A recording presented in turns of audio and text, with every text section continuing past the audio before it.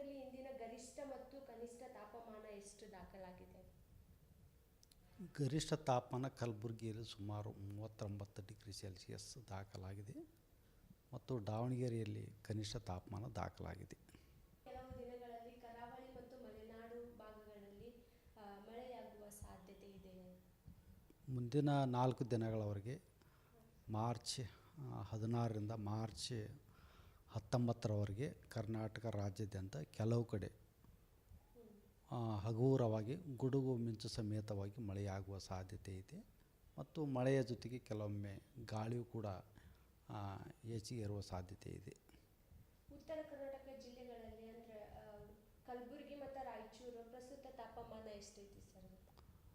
ಕಲಬುರಗಿಯಲ್ಲಿ ಸುಮಾರು 39 degree Celsius, ರಾಯಚೂರಿನಲ್ಲಿ ಕೂಡ 38 ಡಿಗ್ರಿ ಸೆಲ್ಸಿಯಸ್ ಈಗ ಪ್ರಸ್ತುತ ತಾಪಮಾನ ಇದೆ. ಬೆಂಗಳೂರೊಳಗೆ ಮಳೆಯಾಗೋ ವಾತಾವರಣ ಅಥವಾ ಒಣ ಹವೆ ಎಷ್ಟು ಮುಂದುವರಿಯಲಿದೆ? ಬೆಂಗಳೂರಿನಲ್ಲಿ ಮುಂದಿನ 4 ದಿನಗಳವರೆಗೆ ಕೆಲವು ಕಡೆ ಇಲ್ಲೇ ಒಂದು ಕಡೆ ಸ್ವಲ್ಪ ಹಗುರವಾಗಿ ಮಳೆಯಾಗುವ ಸಾಧ್ಯತೆಗಳು ಅದಾವು. ಬಿಸಿಲು ತಾಪಮಾನ ಎಲ್ಲಿ ಜಾಸ್ತಿ ಕಂಡು ಬರ್ತಿದೆ ಸರ್? ಹೆಚ್ಚಿನ ಬಿಸಿಲು ಮತ್ತು ತಾಪಮಾನ ಕಲಬುರಗಿಯಲ್ಲಿ ಕಂಡು ಬರ್ತೈತಿ. ಕಲಬುರಗಿ, ರಾಯಚೂರು, ಬಳ್ಳಾರಿ, ವಿಜಯನಗರ ಈ ಜಿಲ್ಲೆಗಳಲ್ಲಿ ಹೆಚ್ಚಿನ ತಾಪಮಾನ ಕಂಡು ಬರ್ತಾ ಇದೆ. ಈ ಬಿಸಿಲು ಜಾಸ್ತಿ ಆದಷ್ಟು ನೀರಿನ ಅಭಾವ ಏನಾದರೂ ಕೊರತೆ ಕಂಡು ಬರೋದು ಉಂಟಾ? ಬಿಸಿಲು ಜಾಸ್ತಿ ಆದಷ್ಟು ನೀರಿನ ಅಭಾವ ಹೆಚ್ಚಿಗೆ ಆಕ್ಯಂತ ಹೋಗುತ್ತೆ ಮತ್ತು ಕೆರೆಗಳು ಕೂಡ ಬತ್ತಬಹುದು. ನಾವು ಹೆಚ್ಚಿನ ನೀರು ಉಪಯೋಗ ಮಾಡುವುದರಿಂದ ಅಂತರ್ಜಲನೂ ಕಡಿಮೆ ಆಗುವ ಸಾಧ್ಯತೆಗಳದಾವು. ಇದರಿಂದ ರೈತರಿಗೆ ಏನಾದರೂ ತೊಂದರೆ ಆಗೋದುಂಟಾ? ರೈತರಿಗೆ ತೊಂದರೆ ಆಗುತ್ತೆ. ಯಾಕಂದ್ರೆ ಇದು ಕೆಲವು ಬೆಳೆಗಳಿಗೆ ತಾವು ನೀರು ಹಾಯಿಸ್ಬೇಕಂದ್ರೆ ಅಂತರ್ಜಲ ಮಟ್ಟನೂ ಕಡಿಮೆ ಆಗುತ್ತೆ ಮತ್ತು ಮಳೆ ಪ್ರಮಾಣ ಮುಂದಿನ ಒಂದು ವಾರದವರೆಗೆ ಕಡಿಮೆನೇ ಐತಿ. ಕೆಲವೊಂದು ಕಡೆ ಮಳೆ ಆಗ್ಬೋದು, ಅಷ್ಟೊಂದು ಏನು ಎಲ್ಲ ರೈತರಿಗೂ ಎಲ್ಲ ಹೊಲಗಳಲ್ಲಿ ಮಳೆ ಆಗಲಿದೆ, ಎಲ್ಲೋ ಒಂದು ಕಡೆ ಮಳೆ ಆಗ್ಬೋದು ಅಷ್ಟೆ.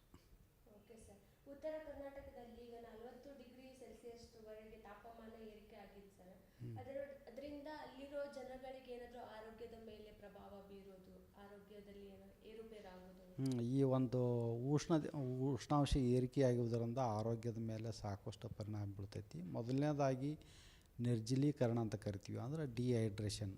ನಮ್ಮ ದೇಹದಲ್ಲಿ ನೀರಿನ ಅಂಶ ಕಡಿಮೆ ಆದಾಗ ನಮ್ಗೆ ತಲೆ ಸುತ್ತೋದು ಈ ರೀತಿ ಆಗತ್ತೆ ಮತ್ತು ಅಶಕ್ತತೆಯೂ ಕೂಡ ಅನಿಸ್ಬೋದು. ಸರ್, ಇವಾಗ ದಿಢೀರ್ ಮಳೆ ಆಗೋದು ಅಥವಾ ಇವು ರೈತರು ಬೆಳೆ ಕಟಾವು ಮಾಡಿ ಇಟ್ಟಿರ್ತಾರಲ್ಲ, ಸೊ ಈ ಮಳೆ ಬರೋದ್ರಿಂದ ಏನಾದರೂ ರಾಶಿಗಳಿಗೆ ಅಥವಾ ಬೆಳೆಗೆ ಹಾನಿ ಆಗೋದು ಏನಾದರೂ ಆಗುತ್ತಾ? ಬೆಳೆಗಳಿಗೆ ಏನು ಹಾನಿ ಆಗಲಿಕ್ಕಿಲ್ಲ, ಆದರೆ ರಾಶಿ ಮಾಡುವ ಸಮಯದಲ್ಲಿ ಇದು ರೈತರಿಗೆ ತೊಂದರೆ ಆಗುತ್ತೆ. ಈ ರಾಶಿ ಮಾಡ್ತಿರ್ತಾರಲ್ಲ, ಆವಾಗ ಈ ಪ್ಲಾಸ್ಟಿಕ್ ಕವರ್ನ ಹಾಕಿ ಅದನ್ನು ಮುಚ್ಚಿಡೋದಾಗಲಿ ಮತ್ತು ಬೇರೆ ಮನೆಯಲ್ಲಿ ಅಥವಾ ಗುಡಾನಲ್ಲಿ ಹಾಕಿ ಅವರು ಸಂಗ್ರಹಿಸಬಹುದು. ಬಿಸಿಲಿನ ಹವೆ ಇರೋದ್ರೊಳಗೂ ಕೆಲವೊಂದು ಪ್ರದೇಶಗಳಲ್ಲಿ ಮಳೆ ಬರೋದು ಒಂದೊಂದು ಕಡೆ ಎಲ್ಲ ಆನಿಕಲ್ಸತಿ ಬಿದ್ದಿದೆ ಸರ್. ಅದರಿಂದ ಜನರಿಗೆ ಏನಾದರೂ ಆರೋಗ್ಯದಲ್ಲಿ ಹೆಚ್ಚು ಕಡಿಮೆ ಆಗ್ಬೋದು, ಈ ಥರದ್ದು ಏನಾದರೂ ಮಳೆ ಆಗೋದರಿಂದ ಅಷ್ಟೊಂದು ಆರೋಗ್ಯದ ಮೇಲೆ ಪರಿಣಾಮ ಏನಾಗಲ್ಲ, ಆದರೆ ಬಿಸಿಲಿನಿಂದನೇ ಹೆಚ್ಚಿಗೆ ಆರೋಗ್ಯದ ಮೇಲೆ ಪರಿಣಾಮ ಆಗುತ್ತೆ. ರೈತರೆಲ್ಲ ತಮ್ಮ ಹೊಲಗಳಿಗೆ ಟ್ರ್ಯಾಕ್ಟರು ಬೈಕ್ನೆಲ್ಲ ತೊಗೊಂಡು ಹೋಗ್ತಿರ್ತಾರೆ ಸರ್. ಆ ಟ್ರ್ಯಾಕ್ಟರ್ ಬೈಕ್ಗಳಲ್ಲಿ ಹೆಚ್ಚಿನದಾಗಿ ಪೆಟ್ರೋಲ್ ಮತ್ತು ಡೀಸೆಲ್ ಇರೋದ್ರಿಂದ ಗಾಡಿಗಳಿಗೆ ಮತ್ತು ಅವರು ಮಾಡಿದಂಥ ಒಣರಾಶಿಗಳಿಗೆ ಹೆಚ್ಚಿನ ಬಿಸಿಲಿಂದ ಏನಾದರೂ ಪರಿಣಾಮ ಉಂಟಾಗ್ತದೆ? ಟ್ರ್ಯಾಕ್ಟರ್ಗಳಿಗೆ ಆಗಿರ್ಬೋದು, ಬೈಕ್ ಆಗಿರ್ಬೋದು. ಹೊಲಗಳಲ್ಲಿ ಎಷ್ಟೋ ಹೊಲಗಳಲ್ಲಿ ಗಿಡಗಳಿರೋದಿಲ್ಲ, ಬಿಸಿಲಲ್ಲಿ ತರಬಿಡ್ತಾರೆ. ಈ ರೀತಿಯಾಗಿ ಅವ್ರಿಗೇನೋ ಸಜೆಸ್ಟ್ ಕೊಡ್ಬೋದಾ ಸರ್? ಅಂದರೆ ಕಡಿಮೆ ಅದ ನೆರಳಿನಲ್ಲಿ ಅವರು ತಬ್ಬಕ್ಕಾಗುತ್ತೆ. ಯಾಕಂದ್ರೆ ಟಯರು ಬಿಸಿಲಿನಲ್ಲಿ ಇಟ್ಟಾಗ ಕಾದು ಅದರೊಳಗೆ ಪ್ರೆಷರ್ ಹೆಚ್ಚಿಗೆ ಆಗುತ್ತೆ. ಅಂದ್ರೆ ತಾಪಮಾನ ಹೆಚ್ಚಿಗೆ ಆದಾಗೆಲ್ಲ ಗಾಳಿ ಒತ್ತಡ ಕೂಡ ಹೆಚ್ಚಿಗೆ ಆಗಿ ಟ್ಯೂಬು ಎಲ್ಲ ಪಂಕ್ಚರ್ ಆಗುವ ಸಾಧ್ಯತೆಗಳದಾವು ಮತ್ತು ವಾಹನಗಳನ್ನು ಜಾಸ್ತಿ ಹೊತ್ತು ಬಿಸಿಲಿನಲ್ಲಿ ಓಡಿಸುವುದರಿಂದನೂ ಪಂಕ್ಚರ್ ಆಗುವ ಸಾಧ್ಯತೆಗಳು ಅದಾವೆ. ಈ ಬೇಸಿಗೆಯಲ್ಲಿ ಸಮುದ್ರ ತೀರ ಅಥವಾ ಟ್ರೆಕ್ಕಿಂಗ್ ಮಾಡೋಕೆ ಜನ ಭಾಳ ಇಷ್ಟಪಡ್ತಾರೆ. ಸೊ ಪ್ರವಾಸಿಗರು ಯಾವ್ಯಾವ ತಾಣಕ್ಕೆ ಹೋದರೆ ಒಳ್ಳೆಯದು, ಹಾಗೆ ಅವರು ಅಲ್ಲಿನ ಒಂದು ಆರೋಗ್ಯದ ಪರಿಸ್ಥಿತಿಯನ್ನು ವಿಚಾರ ಮಾಡ್ಕೊಂಡು ಹೋಗ್ಬೇಕು ಯಾವ ಥರ ಪ್ರವಾಸಗಳನ್ನು ಕೈಗೊಳ್ಬೋದು ಅಂತ?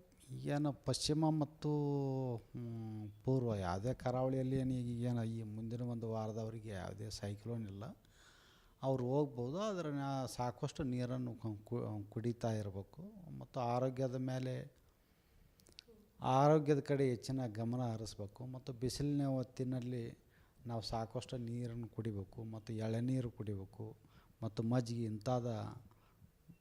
ಅದನ್ನು ಕುಡಿಬೇಕು. ಮತ್ತು ಸಾಧ್ಯದ ಮಟ್ಟಿಗೆ ಟೀ, ಕಾಫಿ ಮತ್ತು ಮದ್ಯಪಾನವನ್ನು ಕಡಿಮೆ ಮಾಡ್ಕೋಬೇಕು.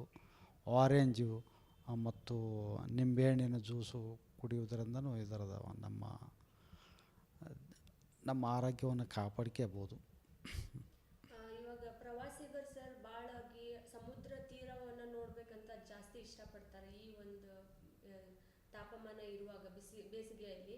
ಸೊ ಅವರು ಈ ಸಮುದ್ರದಲ್ಲಿ ಇರುವಾಗ ಅಥವಾ ಆ ನೀರಿಂದ ಅವ್ರಿಗೆ ಏನಾದ್ರೂ ಪ್ರಾಬ್ಲಮ್ ಆಗೋದು, ಈ ಥರ ಈ ಬಿಸಿಲಿನಿಂದ ಏನಾದರೂ ಹೆಚ್ಚು ಕಡಿಮೆ ಆಗುತ್ತಾ? ಇದು ಮಧ್ಯಾಹ್ನ ಹೊತ್ತಿನಲ್ಲಿ ಡಿಹೈಡ್ರೇಷನ್ ಆಗುತ್ತೆ ಮತ್ತು ಸಾಕಷ್ಟು ಸುಸ್ತಾಗುತ್ತೆ. ಸಾಧ್ಯದ ಮಟ್ಟಿಗೆ ಮಧ್ಯಾಹ್ನ 11ರಿಂದ 3 ಗಂಟೆ ತನಕ ಸ್ವಲ್ಪ ಪ್ರವಾಸವನ್ನು ಕಡಿಮೆ ಮಾಡ್ಕೋಬೇಕು ಮತ್ತು ಮುಂಜಾನೆ ಮತ್ತು ಸಾಯಂಕಾಲ ಓಕೆ. ಮಕ್ಕಳಿಗೆ ಮತ್ತು ವೃದ್ಧರಿಗೆ ಈ ಬೇಸಿಗೆಯಲ್ಲಿ ಯಾವ ಟೈಮಿಗೆ ಮನೆಯಿಂದ ಹೊರಗಡೆ ಬರಬೇಕು ಅಥವಾ ಅವರು ಒಂದಿಷ್ಟು ಮುಂಜಾಗ್ರತೆ ಕ್ರಮಗಳನ್ನು ತೆಗೆದುಕೊಳ್ಳೋದಾದ್ರೆ? ಹೊರಗಡೆ ಬರ್ಬೇಕಂದ್ರೆ 11ರಿಂದ 3 ಗಂಟೆ ತನಕ ಸಾಧ್ಯದ ಮಟ್ಟಿಗೆ ಹೊರಗಡೆ ಅಡ್ಡಾಡೋದನ್ನು ಕಡಿಮೆ ಮಾಡ್ಕೋಬೇಕು.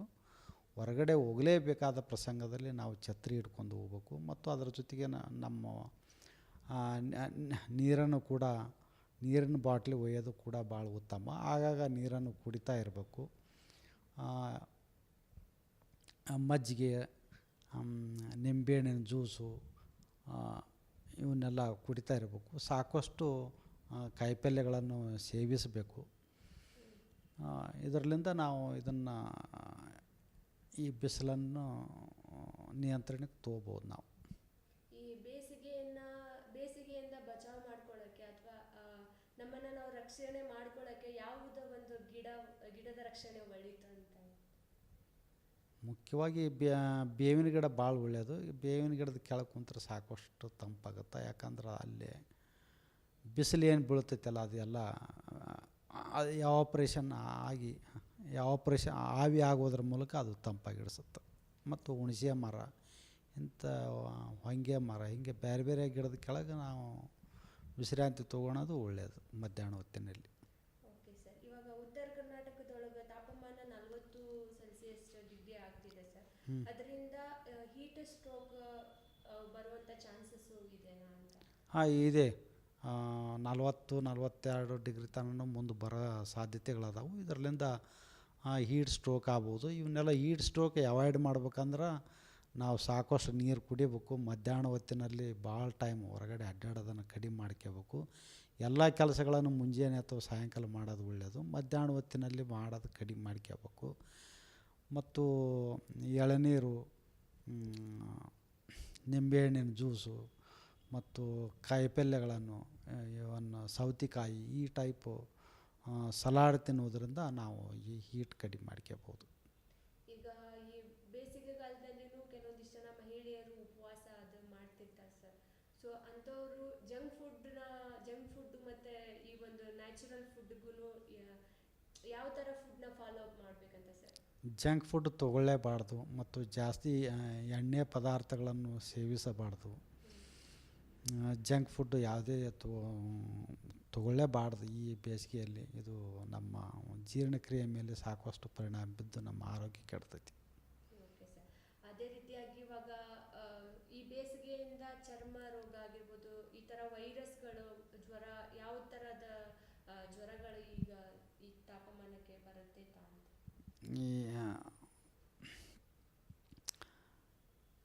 ಇದರಿಂದ ಚರ್ಮ ಕಲಿನೂ ಬಿಡ್ಬೋದು ಕೆಲವೊಂದು ಹೀಟ್ ಸ್ಟ್ರೋಕ್ ಆಗಿ. ಓಕೆ ಸರ್, ಇವಾಗ ಈ ಬೇಸಿಗೆಯಲ್ಲಿ ಯಾವ್ಯಾವ ಪ್ರದೇಶದೊಳಗೆ ಎಷ್ಟು ತಾಪಮಾನ ಜಾಸ್ತಿ ಆಗುತ್ತೆ, ಹಾಗೆ ಮಳೆ ಮತ್ತು ಗುಡುಗು ಮಿಂಚು ಬರುವ ಸಾಧ್ಯತೆ ಏನಾದರೂ ಇದೆನಾ? ಬೆಂಗಳೂರಲ್ಲಿ ಪ್ರಮುಖವಾಗಿ ಎಷ್ಟಿದೆ? ಮಾರ್ಚ್ 16ರಿಂದ ಮಾರ್ಚ್ 19ರವರೆಗೆ ಉತ್ತರ ಒಳನಾಡು, ದಕ್ಷಿಣ ಒಳನಾಡು ಹಾಗೂ ಕರಾವಳಿ ಜಿಲ್ಲೆಗಳ ಕೆಲವು ಕಡೆ ಮಳೆಯಾಗುವ ಸಾಧ್ಯತೆಗಳದಾವು. ಪ್ರಮುಖವಾಗಿ ಚಿಕ್ಕಮಗಳೂರು, ಕೊಡಗು, ಹಾಸನ, ಮೈಸೂರು, ಚಾಮರಾಜನಗರ, ಬೆಳಗಾವಿ, ಧಾರವಾಡ, ಹಾವೇರಿ, ಗದಗ, ಬೀದರು, ಕಲಬುರಗಿ, ಯಾದಗಿರಿ, ರಾಯಚೂರು, ವಿಜಯಪುರ ಈ ಜಿಲ್ಲೆಗಳಲ್ಲಿ ಮತ್ತು ಇತರ ಜಿಲ್ಲೆಗಳಲ್ಲಿ ಕೂಡ ಒಂದೆರಡು ಕಡೆ ಮಳೆಯಾಗುವ ಸಾಧ್ಯತೆ ಐತಿ. ಈ ಮಳೆ ಆಗುವ ಸಮಯದಲ್ಲಿ ಗುಡುಗು ಮಿಂಚು ಸಮೇತವಾಗಿ ಮಳೆ ಆಗ್ಬೋದು. ಇದು ಮಾರ್ಚ್ 16ರಿಂದ ಮಾರ್ಚ್ 19 ತನಕ ಮಳೆಯಾಗುವ ಸಾಧ್ಯತೆಗಳದಾವು. ಮತ್ತು ಉತ್ತರ ಒಳನಾಡಿನ ಜಿಲ್ಲೆಗಳಲ್ಲಿ ಗರಿಷ್ಠ ಉಷ್ಣಾಂಶ ಸುಮಾರು 38ರಿಂದ 41 ಡಿಗ್ರಿ ಸೆಲ್ಸಿಯಸ್ ಹೋಗುವ ಸಾಧ್ಯತೆಗಳದಾವು. ದಕ್ಷಿಣ ಒಳನಾಡಿನ ಜಿಲ್ಲೆಗಳಲ್ಲಿ 33ರಿಂದ 35 ಡಿಗ್ರಿ ಸೆಲ್ಸಿಯಸ್ ಹೋಗುವ ಸಾಧ್ಯತೆಗಳದಾವು. ಮತ್ತು ಕರಾವಳಿ ಜಿಲ್ಲೆಗಳಲ್ಲಿ 34ರಿಂದ 36 ಡಿಗ್ರಿ ಸೆಲ್ಸಿಯಸ್ ಹೋಗುವ ಸಾಧ್ಯತೆಗಳದಾವು. ಇದರಿಂದ ಜನರು ಏನಾದರೂ ಭಯ ಪಡುವಂಥ ವಿಚಾರ ಅಥವಾ ಏನಾದರೂ ಮುಂಜಾಗ್ರತೆ ಕ್ರಮಗಳನ್ನು ತೆಗೆದುಕೊಳ್ಳೋದು ಅವಶ್ಯನಾ?